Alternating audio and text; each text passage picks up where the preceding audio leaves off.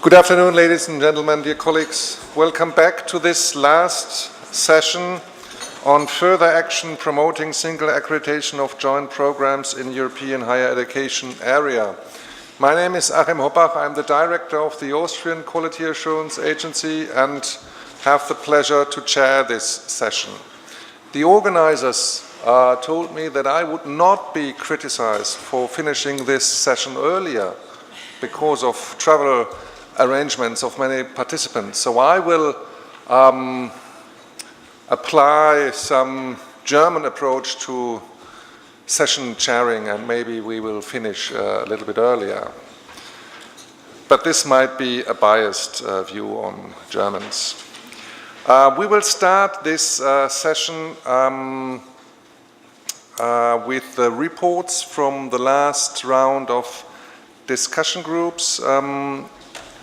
It's my pleasure to introduce our three speakers, which is Maria Kelo, the director of the ENQA Secretariat, Christina Rozsnyai, she is member of the ENQA board and she comes from the Hungarian Accreditation Committee, and Julie Norris, she's the former head of training in Garda College and then from Ireland, and then moved to Interpol, where she's the training manager. We will start, as I understand, with Maria Kelo.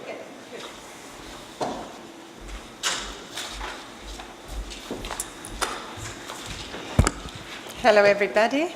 It's actually quite a privilege to go for first, because I think there might be eventually some repetition, so at least I get to be the one who does not repeat the others, and you get to be the others who repeat me eventually.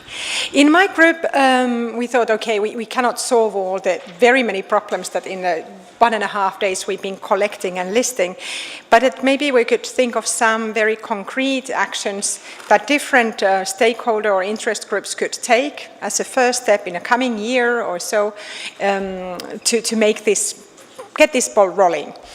But as a first sentence, I would just like to say that there is enthusiasm and interest in this scheme, but I think we also need to remember to be a little bit patient.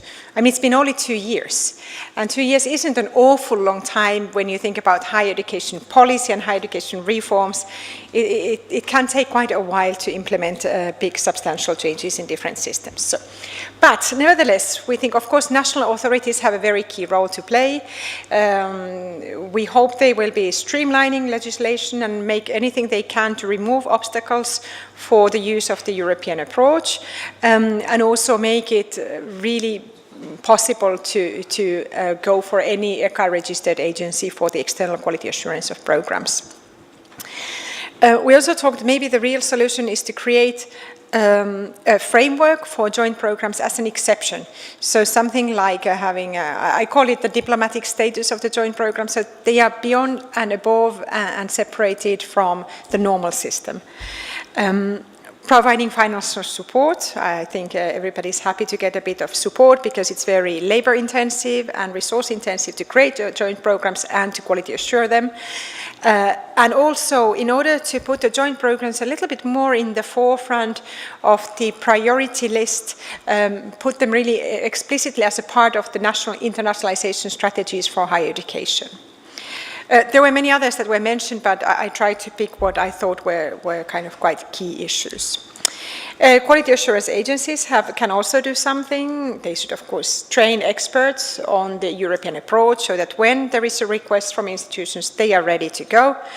Maybe create a handbook which collects all this information that is available so that it's an easy resource for the interested institutions and programs to go to. And then also there was a wish for the agencies to collaborate maybe a little bit more with each other so that they can share information, they can understand each other's systems and processes and obstacles and challenges a little bit better. And maybe the real bottom line was just the agencies should just start using it. So by starting to use the European approach, we have a little bit more to work with when we meet next time, be it in the next year or 2 years' time, because we will have more cases where that has actually been experimented. And it will also help then to identify the persisting problems or the real problems, because we know and we can imagine many issues, but the practical experience is really lacking, and maybe we should just start moving. There was a very long wish list for the European organizations and networks. I shortened it because I represent one of them, and I thought, well, we cannot really do everything in one go, but I hope I do report in the right way of the group.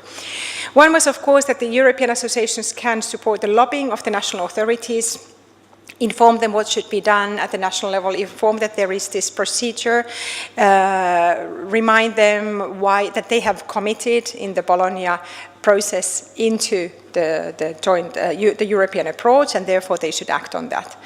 And there are some soft tools. We cannot coerce countries. Simply that's not in the power of the European Union, and it's not power of the Bologna process.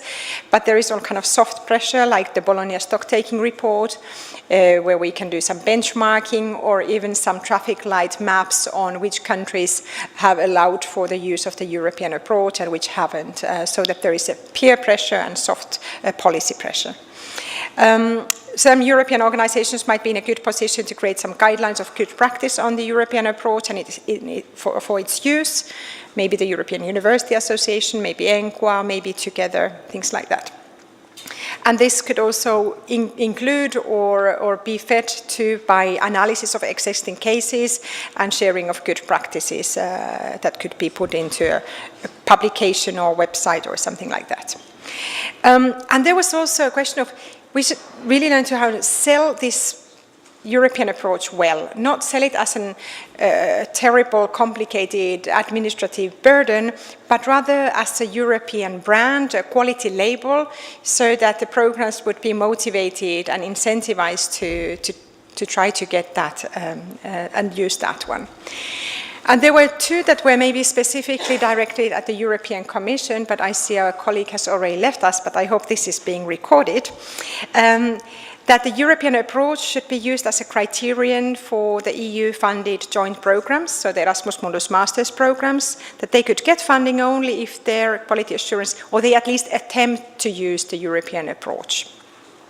And then, of course, the more the Commission is willing to give money for all kind of training activities and seminars and conferences and events and analysis, the better. So we are all ready for that. There is something higher education institutions can do. Of course, I think the first step, which I didn't mention there, is that the institutions should read the document, should know about the European approach, and then in their turn make their national authorities aware that they might need to change something so that this can be really used. And also by creating demand for the European approach. Because the agencies might be ready, the national governments might say, okay, but I mean, nobody has really asked for that. Why should we go and change legislation if nobody really would even use that approach? So by creating demand, we put a bit more pressure on the national level as well. And the final word and the bottom line is just do it. And then we'll see what happens. Thank you.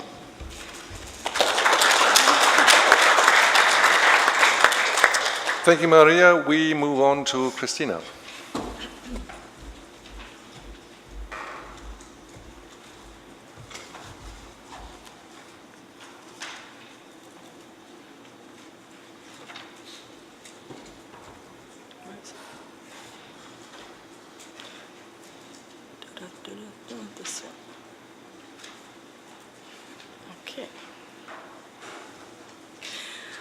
Okay, thank you, Achim, and I would also like to thank Victoria for doing a wonderful job in making this beautiful PowerPoint presentation, and also for summarizing all the different discussions that took place in our group. And I should actually say that I'm not really sure I need to be here because there's almost 100% overlap. But I would like to say that this is very important because that means that these are important points that we are discussing, and then we really do have a message to move on that comes out of this conference. So here we are. Assure that national ministries really implement the European approach to quality assurance. Not just the national ministries, of course, but everyone, that the national ministries do the legislation that they are asked to do, that the ministers signed up to do, and to ensure that the legislation goes through, and the institutions and the agencies have the authority then to act on the European approach and don't have any hurdles in this regard. Feedback procedures. It would be very nice to have some kind of process whereby reports to the ministry could go back and forth between the institutions, the quality assurance agencies, to feedback experiences. So to have a kind of a person to talk to, a kind of a contact where experiences can be exchanged nationally as well as internationally, I guess. And the political will, I guess, okay, that doesn't need further explanation, it's basically the same thing. National legislation should also, at the same time, leave room for exceptions in terms of joint programs, meaning that we do have the European approach and we do have our national approaches with certain overlaps and certain not overlaps, make it a little bit lenient for joint programs because joint programs are an international affair. Joint programs have different players and different systems, therefore be considerate of the value of the joint program and not stick so much to the details. But these are actually all things we've discussed in the last 2 days. Simplify the procedure, that goes in the same vein. And then several groups mentioned that institutional accreditation would be really the solution, because then you have self-accrediting institutions and then you don't have to go through the accreditation of individual programs. Okay, establish a European awarding entity. This came up in one of our groups, and this would be kind of a label, a best practice, best case scenario, a good case, something that can serve as an example internationally of a good joint program and a good accreditation procedure. So just to bring it to the forefront. Because joint programs are a European treasure, as one of our colleagues mentioned. And of course, internationalization is a value in itself that should be recognized and that goes above the national limits and therefore should have this exception in some details. Of course, coming from a quality assurance agency, we always have to ask, what is quality?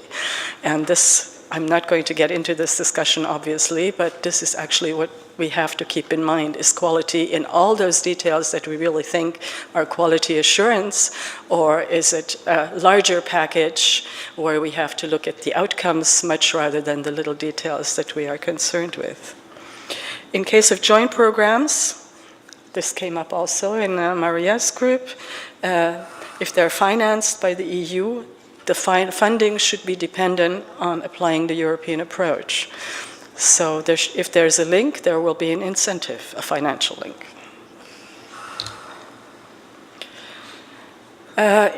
Improving the quality assurance of joint programs. Involve quality assurance actors early on in the process, already during the design phase of the joint programs. This would bring all the players on board. It would smooth the process. Of course, again, coming from a quality assurance agency, you realize that we have to keep consultation and the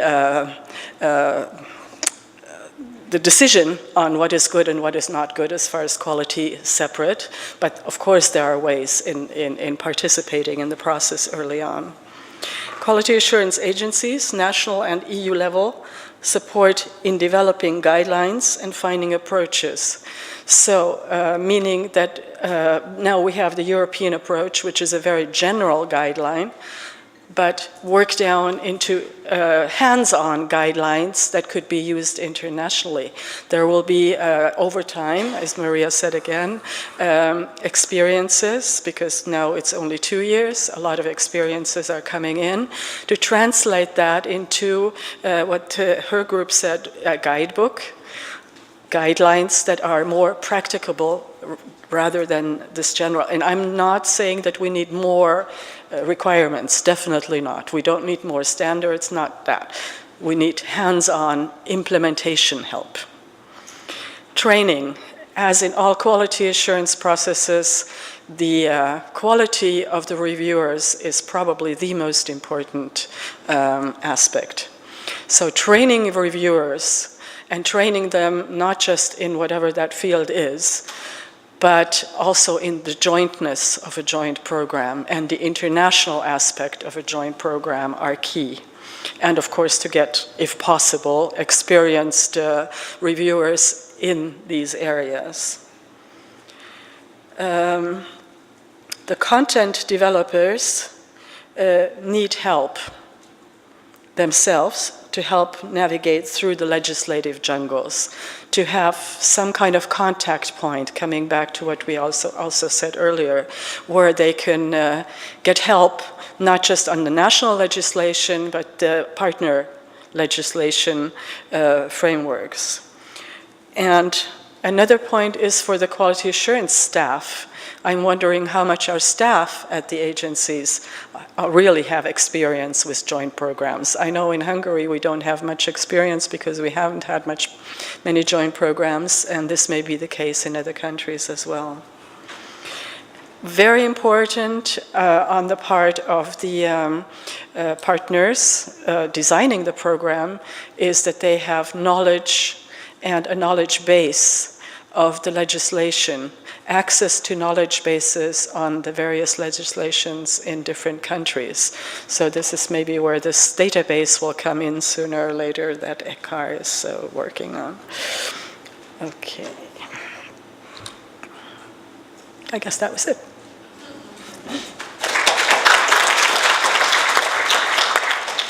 Thank you, Christina. And the third group will be presented, or the outcomes by Julie now.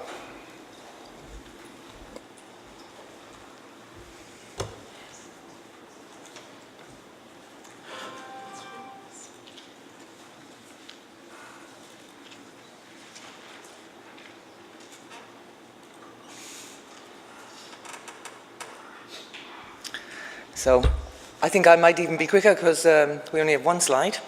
And we went for more high-level solutions rather than lots of detailed ones.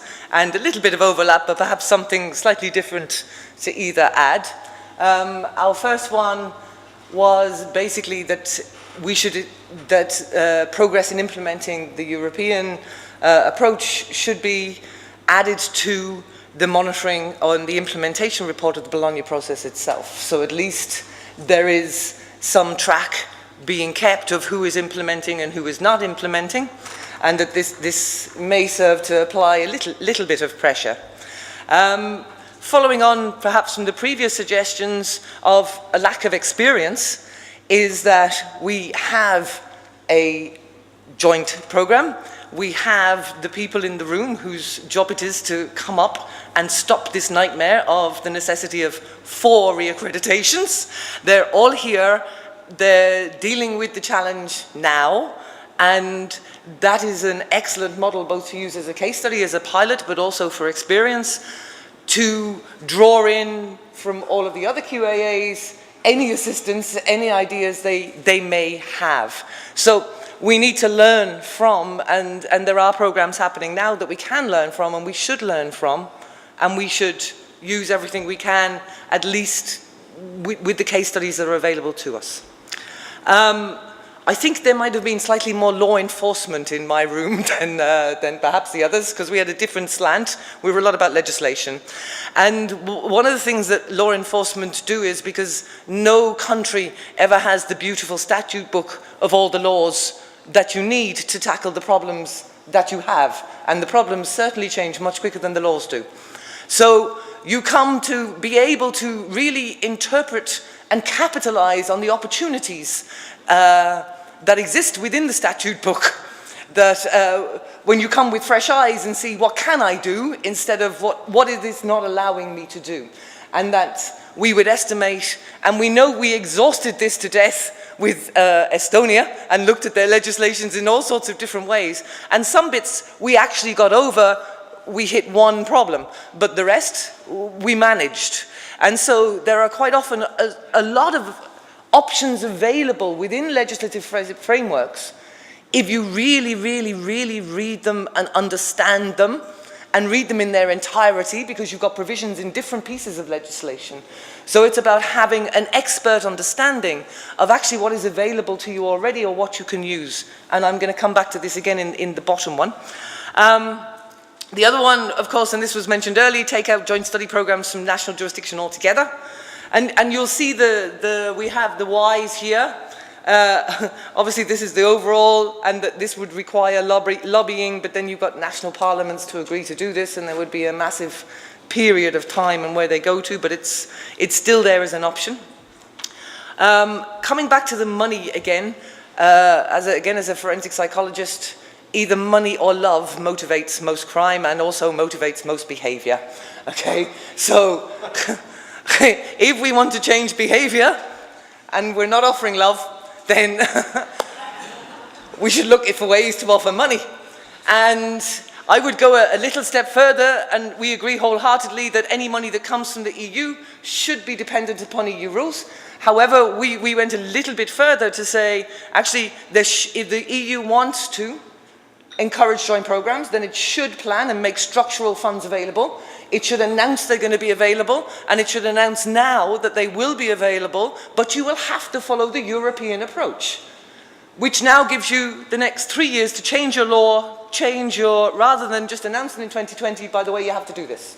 Because we want to encourage the necessary changes. So it's about letting you know you can have this money, and this also on our whole list of problems, because there was lots of them, that this addresses the issue maybe of mobility, of all of those financial resource issues, that there's an opportunity to address a number of the barriers, not just the legislation. So also opportunities in Erasmus Plus for this and any other funding programs where the EU is actually providing funds. It should provide funds on the basis of implementation of the EU policies.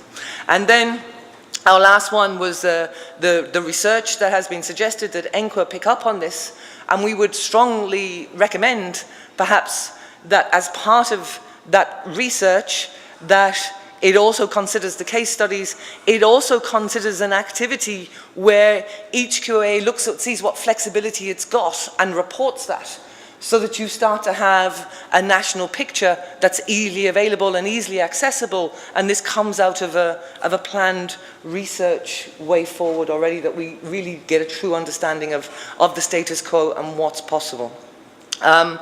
Little thing on trust. Trust came up, and coming back to this using the case study but also the just doing it, it came up time and time again that we don't have the experience or we don't have too many to look at. And so we have to just do it, because we can't force trust. We can't tell people to trust each other. Trust comes from experience. Trust is built. Trust is built by doing it together, which means that there has to be the carrot and the stick. There has to be the motivation. Money is one of the biggest motivators. Trust comes with creating an environment that takes away the largest barriers for people to actually be able to do it and learn from the experience of doing it. Here endeth what colour were we? Green people. Green for Ireland. There we go.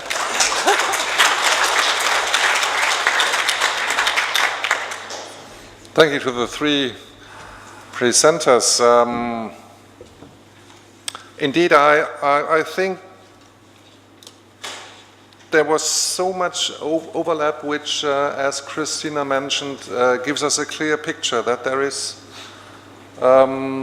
is a list of things to do by certain partners. But before we end, are there any comments, suggestions which you would strongly oppose, or what do we miss? Anything which is still missing?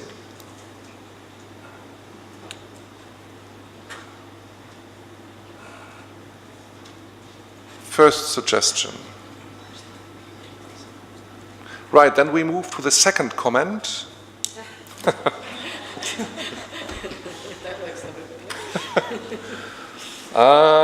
It seems that these recommendations on who should do what is very convincing.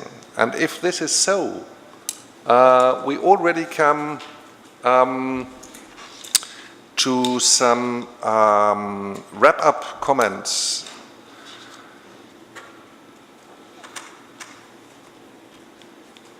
Having been listening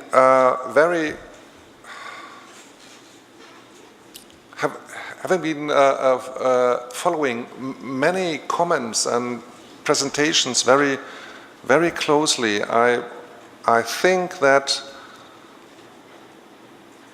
the sessions yesterday gave us quite a clear picture. Single accreditation of joint degrees is a proposal on our table, and the analysis, in particular during the last day, demonstrated clearly that there are very good reasons for having this proposal on the table, for going for a single accreditation of joint degrees, for applying this European approach. We again learned that implementation of joint programs is very challenging because of the various national regulations for approval or licensing programs, whatever it is called. They are sometimes even conflicting. This is in particular relevant or happens often when it comes to ECTS, the workload, the length of the study programs, the profile, research-oriented or professional-oriented, and the type of the qualification, even the name of the qualification. And these are then translated into accreditation criteria where we have compulsory program accreditation, and these are the cases where the biggest problems occur. And on top of this, we have differences in the validity period of accreditation. We have differences in the legal implications of accreditation decision, and all of these legal problems, mainly legal problems, come on top of the challenge in setting up a joint program, which is a lot of work for the universities, for the higher education in institutions. And on top of all this, then these legal problems come. What is very important to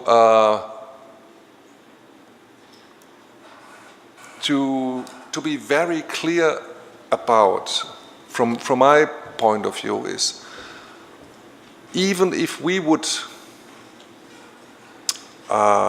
reach, as it was mentioned in my breakout group, the paradise with joint programs and European approach. This European approach, or the application of the European approach, would not solve all the problems we have when designing and implementing joint programs. There are many challenges for the universities, for the higher education institutions, which will still remain.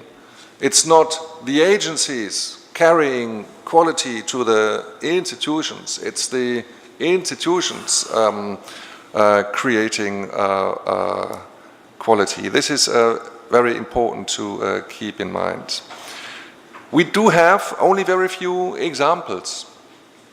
That's true, but as Maria just now mentioned, we shouldn't be surprised and we shouldn't panic because of this. If you, all of those who joined the process of setting up this Frontex joint program, all of you know how long it took to agree on the curriculum, degree on all the aspects, and only then the accreditation procedure starts. And given the fact that it's just two years ago, we shouldn't be surprised that there are not many more cases. However, this does not mean that we should lean back and relax, because we know that there are difficulties in implementing this European approach. We know that there will be difficulties when we as agencies and you as higher education institutions representatives will try to use this approach. And most likely the problems will occur in those cases where the quality assurance and or the accreditation of the program has legal implications, as already mentioned. Most likely the problems will occur where accreditation has also a role in law enforcement or pushing political priorities / agendas through, which might not be part of the, or which might not be a feature of the quality of the program in the narrow sense. We all know the situation in the countries that ministries tend to use accreditation to push through other reform agendas. And also in those cases, it is quite likely that these problems will occur because these priorities might not be the same in the participating countries. Most likely the problems occur in those cases where administrative law has to be applied. It's not easy to get around regulations in administrative law. So what is the solution? Already yesterday, but mainly today, we heard just do it. And I would say that's a good starting point. Doing it in order to create a larger body of experience. Just do it, solve the issues, spread the news that the European approach is there and is waiting to be applied, and just do it and create demand. More in detail, who shall do what, and I found it quite encouraging what we discussed in the breakout groups and what we heard from these three reports, because it seems to be clear that a number of actions have to be taken now. The most obvious seems streamlining legislation. And what I found very interesting with regard to those recommendations addressed to the ministries is setting up this framework for joint programs as a very particular thing. This came again with the recommendations to European actors creating such a European brand. And this might be very interesting. I imagine a situation where two colleagues meet and they exchange their experience with a joint program, and the first colleagues ask the second, but your program has been accredited with using the European approach? No. The second answer is no, no. Ooh.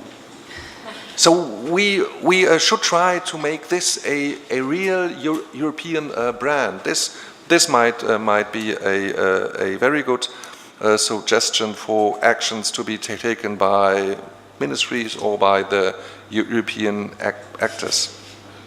The agencies, some recommendations are pretty straightforward. Training the experts, training the peers, exchanging information, and make experience available to others. That's very important. And one thing which came out of the report by Julie. Of course, it is very important that the agencies, together with the ministry, analyze the legal situation to find a way to make it possible to use the European approach without changing too much paragraphs in the law. The best way would anyway be have one general clause, and all this does not matter if we use the European approach. That would be much easier than changing large parts of the law. But one suggestion was very interesting, is to analyze together with the ministry where the legal framework gives room. Maybe this is not so surprising for me, living in Austria now, because this is very typical for us. We immediately, when we have a law, we look for the room for maneuver, and there is some room for maneuver in many legal frameworks. So this might be a very important suggestion, because changing the law is always not so easy as we know. The proposals for the European actors, lobbying, inform ministries, that's pretty straightforward. And I think what was mentioned twice, putting it in the stock taking, in the implementation report, bringing this to the level of the Bologna follow-up group in order to create some, I like this very much, soft pressure. When is the pressure soft? That's interesting, but that's a very good proposal. And indeed, money or love changes behavior, and since we all love our ministries and ministers, but maybe we could opt for the first option. And indeed, if the European Commission would take some money and put some money into this, this might really help. We know how much money the Commission has been spending since many years for implementing joint programs, and giving this an additional aspect, your chances might be bigger to get the grant if you use the European approach, provided it is possible. That might be very good. The proposal for actions taken by the higher education institutions, creating demand, involving the agencies and all the other actors at an early stage, that's not very surprising and straightforward. One very interesting proposal, to use the European approach for the upcoming re-accreditation of the programs. We have a lot of joint programs that have been accredited once and need to be re-accredited, and that might be a good point to use this approach. So there is a long list with proposals for actions to be taken by the various stakeholders, by the ministries, the agencies, the actors at European level, and the institutions. We are now going home, talking to our colleagues, to our friends at the ministries, at the agencies, at the institutions, and we take action where we can take action. And we do so, from my point of view, or we need to do so, because it is worth it. Joint programs are, which has been mentioned several times, hallmarks of the European higher education area. They offer a particular learning experience to students. They offer a particular profile of their qualification. It is challenging to design joint programs. It is challenging to implement and run the joint programs, and the higher education institutions deserve all support possible to ease this workload, to ease the work to be done, offering the students this particular learning experience. These were some wrap-up comments, and before I give the floor to some farewell words by our organizers, I would like to ask you to join me with a big hand in thanking our organizers for putting together this conference, for providing us all with the opportunity of sharing information and of discussing ways forward.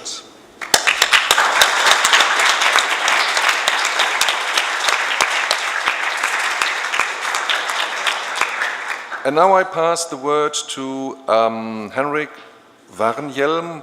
Please forgive me if I pronounce that incorrectly. Head of Training Unit, Frontex.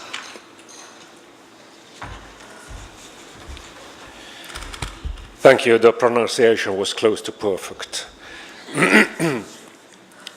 Dear friends, participants, at the opening of this conference, I expressed two wishes. On the other hand, that we during these days would be able to identify challenges, obstacles for single accreditation, and on the other hand also to find possible solutions. And I'm pleased to notice that you have managed to provide us with the information we came to seek for. So in that sense, the objectives of this event has been reached.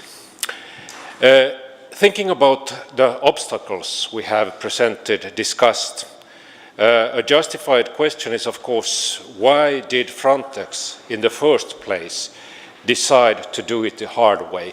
And why do we still insist on banging our heads against the wall?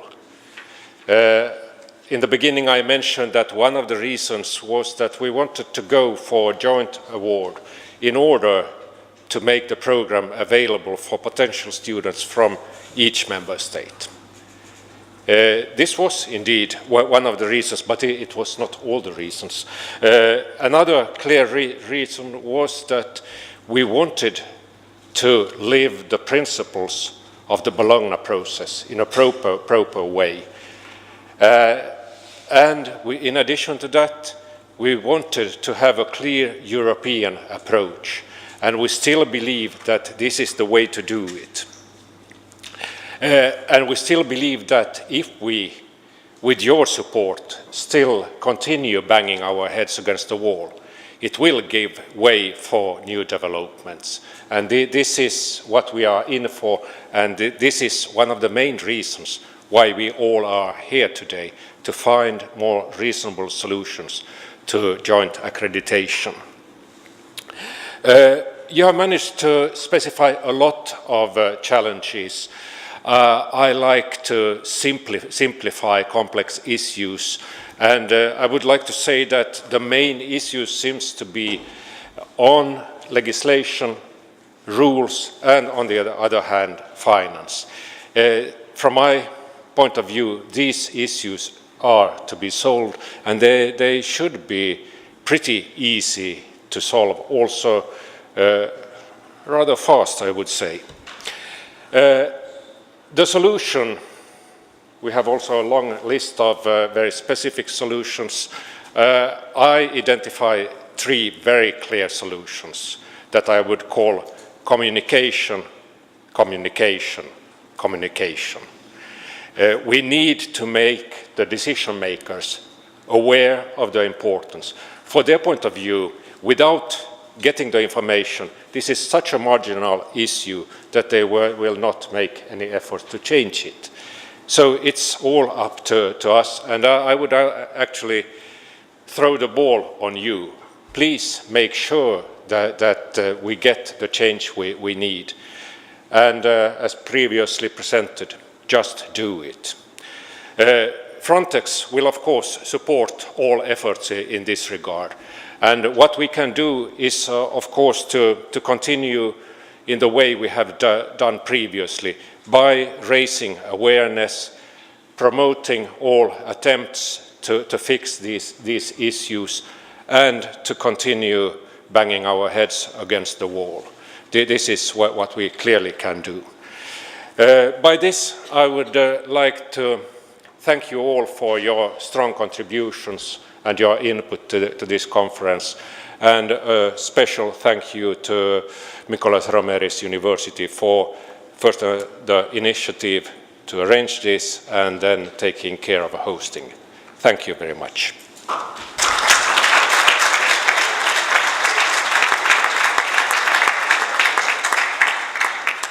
And now I give the floor to Aurelia Valekina from the Lithuanian Quality Assurance Agency, SKVC.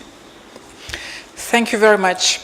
I have 2 messages to you, and the first one is, of course, very many thanks for coming to the conference, for making it possible, the discussions and the solutions. Thank you for Frontex, for organizing and funding this, and for Nicolas Romeris University hosting this and making this showcase of the specific joint program that could push the general European agenda forward. So this is the first part of my message. Thank you all, the contributors of the conference, speakers and moderators, and all the participants. My second message, yes, it can be done.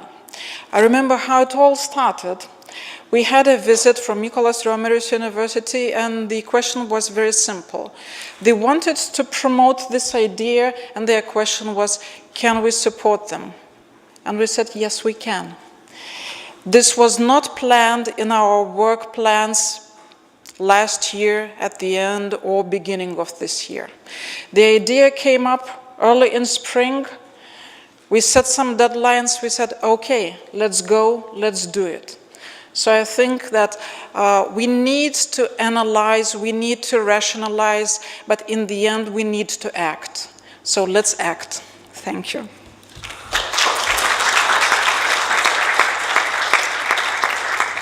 Thank you, Aurelia, and I give finally the floor to our very dear host, Inga Juknitje-Petrekjene from Nicolas Romeris University.